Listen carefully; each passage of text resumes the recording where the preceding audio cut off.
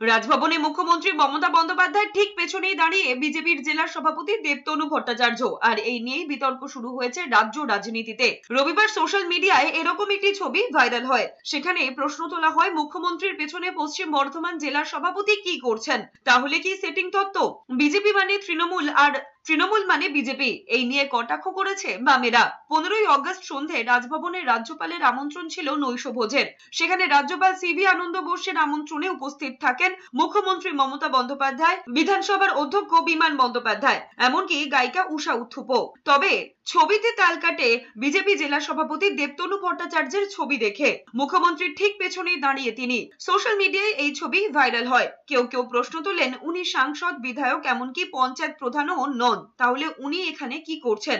আবার কেউ কেউ কটাক্ষ করেন তৃণমূল বিজেপির সেটিং তত্ত্ব নিয়ে, তাও আবার রাজভবনে। সিপিএম এর জেলার সম্পাদক মন্ডলীয় সদস্য পার্থ মুখোপাধ্যায় বলেন, রাজ্যপাল সিভি আনন্দ বোস এখানে বিজেপির হয়েই কাজ করছেন।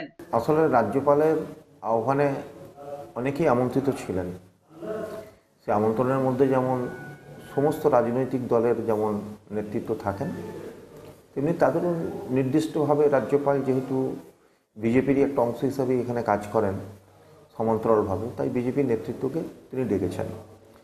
আর তৃণমূল থেকে যারা বিজেপিতে যাচ্ছেন, বিজেপি থেকে যারা তৃণমূলে যাচ্ছেন, তাদের আনাগোনা প্রতিদিনই লক্ষ্য করা যায় এবং তাদের সদ্ভাবের কথা তারাই ঘোষণা করছেন। সিএম মমতা ব্যানার্জি নিজের চেয়ারে না বসে আমার পাশে উষা উত্থুপ বসেছিলেন।